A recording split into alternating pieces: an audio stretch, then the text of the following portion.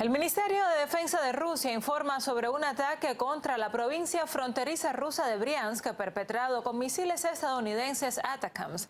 Asimismo, el canciller ruso Sergei Lavrov destacó que con estos pasos Occidente busca una escalada. Diversos medios de comunicación abogan por una mayor presión a Rusia. Además, varios funcionarios europeos aplauden la decisión de Joe Biden. Paula Andrea Valencia, ¿cómo estás? ¿Qué tal, Aliana? Si esto ocurre tras la polémica por la presunta autorización de Joe Biden al régimen de Kiev, precisamente en la madrugada de esta jornada se registra este ataque por parte de las tropas ucranianas al interior del territorio ruso. Aquí vemos en el mapa la provincia de Briansk, un ataque que fue perpetrado con misiles ATACMS que son de fabricación estadounidense. Tras este hecho, pues se ha emitido un comunicado por parte del Ministerio de la Defensa de Rusia, donde aquí vamos a rescatar algunos de los puntos más importantes. Señalan que el ataque contra una instalación en la provincia rusa de Briansk, que fue lo que ocurrió en la madrugada de esta jornada, fue perpetrado con 6 misiles ATACMS de fabricación estadounidense. 5 de estos misiles fueron derribados y uno resultó dañado. Afortunadamente, no hubo víctimas en este ataque. También al respecto se pronunció el canciller ruso Sergei Lavrov. Ha señalado que los ataques a la provincia de Briansk con misiles ATACMS son una señal de que Occidente quiere una escalada, pero además hizo énfasis en que Moscú está firmemente a favor de hacer todo lo posible para evitar una guerra nuclear. Esta posición de Rusia ha sido también apoyada por algunos actores. Escuchemos. Creo que la declaración de Rusia es ante todo una medida de precaución frente a una decisión dirigida contra ellos. Creo que este paso dado por Rusia contra esta resolución debe ser considerado por los funcionarios de la OTAN. Este paso debe ser revisado por los funcionarios de la OTAN. En primer lugar, Rusia tiene el poder de protegerse, tiene las medidas para protegerse. Ahí escuchábamos al líder turco. Paula, ¿y cuáles son las principales características de estos misiles? Sí, empecemos por ver los misiles ATACMS, que fueron con los que se ocurrieron mejor estos hechos de esta madrugada. Son de fabricación estadounidense, tienen un alcance de hasta 300 kilómetros con una velocidad máxima de unos 3.700 kilómetros por hora. Cada modelo tiene diferente alcance y precisión. Ahora veamos los misiles de fabricación conjunta de Francia y Reino Unido. Los Storm Shadow son misiles de crucero con un alcance de entre 250 y 560 kilómetros, dependiendo de la modificación. ¿Y qué reacciones ha habido? Porque los pronunciamientos son de diversa índole. Sí, empecemos por ver lo que le dijo un líder occidental, un líder diplomático occidental a O Globo. Señaló que el uso de misiles de largo alcance por parte de Ucrania podría, dice él, obligar a Rusia a negociar la paz. Pero no ha sido el único. Escuchemos las declaraciones de Joseph Borrell. Estados Unidos tomó una importante decisión ayer que aplaudo. Después de largas discusiones, el presidente Biden autorizó el uso de armas de largo alcance hasta 300 kilómetros en el interior del territorio de Rusia. Esto es una buena noticia para los ucranianos. En Europa es una competencia nacional. Algunos Estados miembros lo están haciendo abiertamente, otros lo hacen sin decirlo, y los demás guardan silencio. Estoy seguro de que seguirán el ejemplo de Estados Unidos con fin de dejar a Ucrania utilizar su armamento para luchar contra los rusos dentro del territorio ruso, porque es desde donde los atacan. Y esto está acorde con el derecho internacional. Pero no solo actores políticos, también los medios de comunicación hablan de este tema. Vemos lo que publica este medio. Estados Unidos avisó con antelación a Corea del Sur sobre su supuesta decisión de permitir a Ucrania utilizar misiles de largo alcance contra Rusia. Otros medios de comunicación occidentales también han publicado en torno a esto. Veamos algunas de estas publicaciones. Bloomberg señala que la decisión de Biden sobre los misiles no es suficiente para unir a los aliados de Ucrania. Vemos que Le Monde dice que es poco probable que la autorización de Estados Unidos para que Ucrania utilice misiles ATACMS en Rusia pues cambie el equilibrio de poder. También el país señala que claves del uso de misiles ATACMS de Estados Unidos dentro de Rusia es una decisión política de peso con una influencia limitada en la guerra de Ucrania. Y como estas son varias las publicaciones de diferentes medios de comunicación que se han dado en torno de este tema que ha generado tensión global. Sí, la sigue generando. Gracias, Paula. El analista internacional Carlos Martínez señala que la autorización de atacar territorio ruso con misiles estadounidenses afecta también a los países europeos. Además, sostiene que las agresiones con armas de largo alcance no cambiarán la determinación de Rusia. Y llama mucho la atención que los países más vasallos, más palmeros de la Unión Europea se sumen a esta decisión, cuando todos sabemos que el conflicto está desarrollándose en Europa y no en Estados Unidos. A Biden le da lo mismo a los europeos, pero a Josep Borrell, al presidente de España, de Francia, de Inglaterra, a la presidenta de Italia, les debería importar la vida si lo viene de los europeos. Y apoyando este tipo de escalada bélica, que es mala para Rusia, pero es mala también para Ucrania, y sobre todo es mala para sus ciudadanos, y es algo que es incomprensible, a no ser que sean gobernantes que estén puestos ahí en Estados Unidos para obedecer los mandatos de Estados Unidos. No sé lo que busca, porque realmente es incomprensible. Si piensa algún dirigente, como las declaraciones que he oído antes, que Rusia va a cambiar su política por estos ataques con misiles, es que no conocen la determinación, no ya del presidente ruso, no, la determinación del pueblo ruso. Rusia se reserva el derecho de respuesta nuclear a un ataque con armas convencionales que amenace su soberanía e integridad territorial. Así lo indica la nueva doctrina atómica aprobada esta jornada por el presidente Vladimir Putin. Desde el Kremlin recalcaron que cualquier ofensiva realizada con respaldo de una potencia nuclear será considerada por Moscú como una agresión conjunta.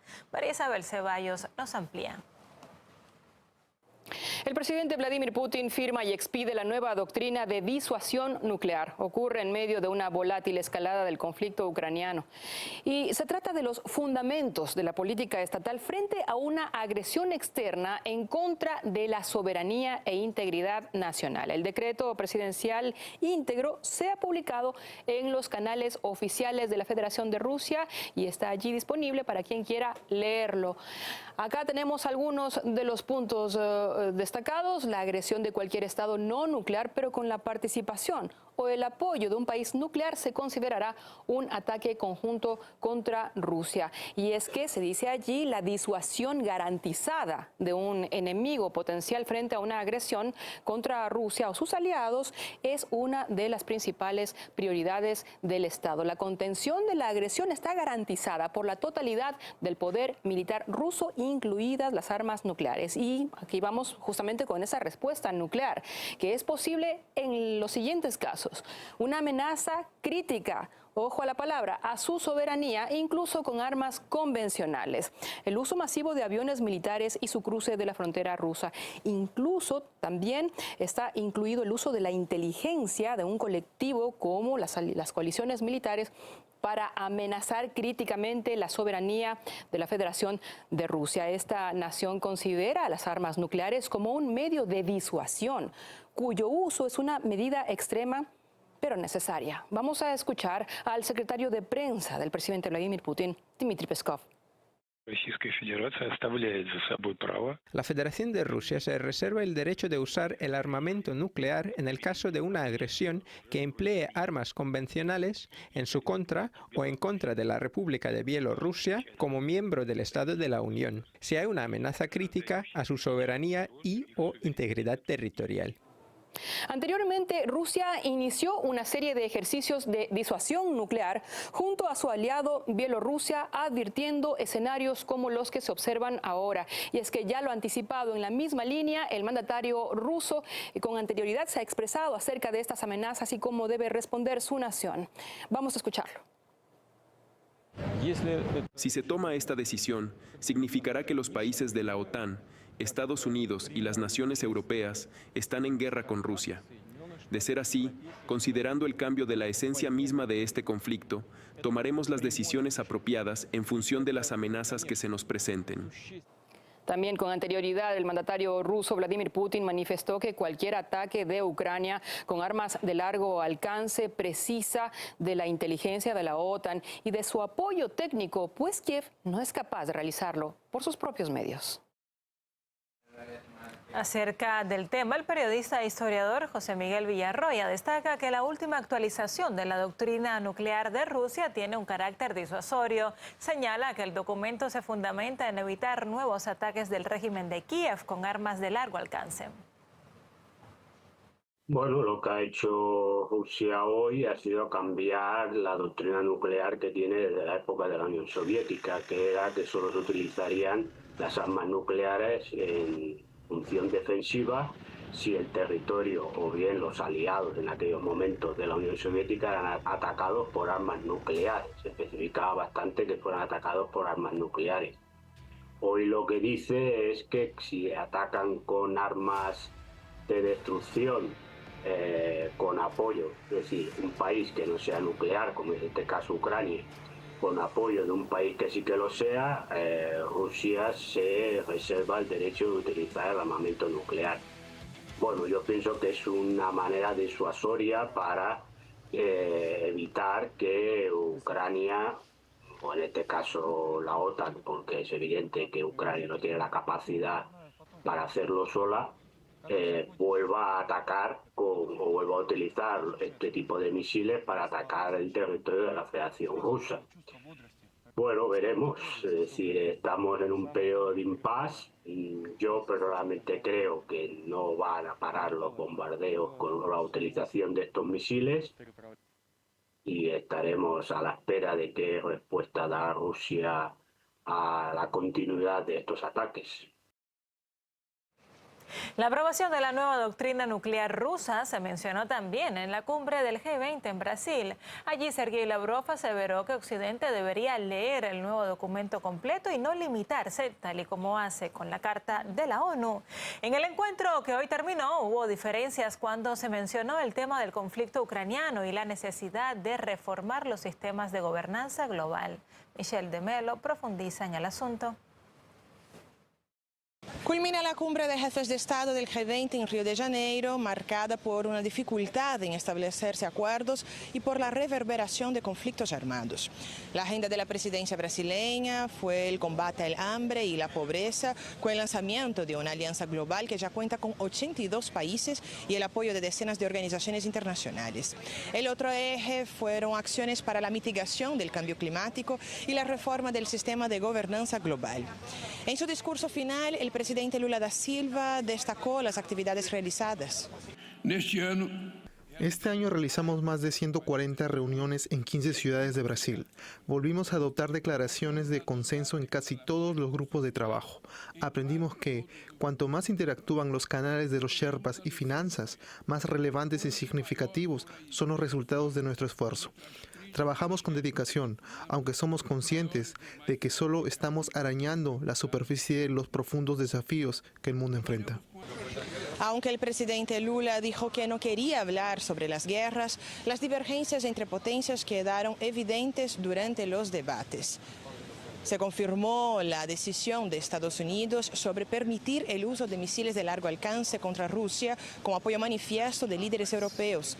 Ya por su parte, los presidentes de Colombia, Gustavo Petro, y de Bolivia, Luis Arce, reiteraron la importancia de buscar una resolución de paz.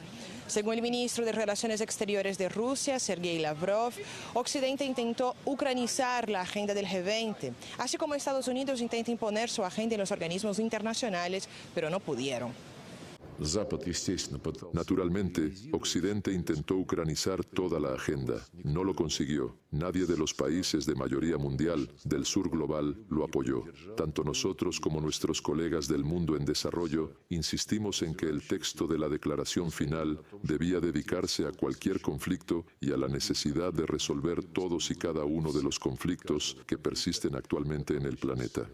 En rueda de prensa, el canciller ruso se refirió también al cambio en la doctrina nuclear de Rusia y llamó a Occidente a leerla en forma conjunta, y no solo lo que necesitan como hacen con la Carta de Naciones Unidas. Hoy hemos publicado las bases de la doctrina nuclear. Allí se confirmó y se ha establecido por ley lo que dijo el presidente de Rusia públicamente hace un mes. Espero que lean esta doctrina y no, como lo hacen con la Carta de la ONU, viendo solo lo que necesitan, sino la doctrina en su conjunto. En declaración final, el G20 afirma que acogen con satisfacción las iniciativas sobre la cuestión ucraniana encaminadas a lograr la paz. También señalan las consecuencias negativas del conflicto sobre la seguridad alimentaria y energética. Manifiestan además preocupación por la situación humanitaria en la Franja de Gaza y la escalada en el Líbano, subrayan la necesidad de un alto al fuego inmediato y reiteran el compromiso de un mundo libre de armas nucleares. Con estas palabras, el grupo compuesto de las 19 potencias económicas de la Unión Africana y de la Unión Europea, a partir de ahora será presidido por Sudáfrica.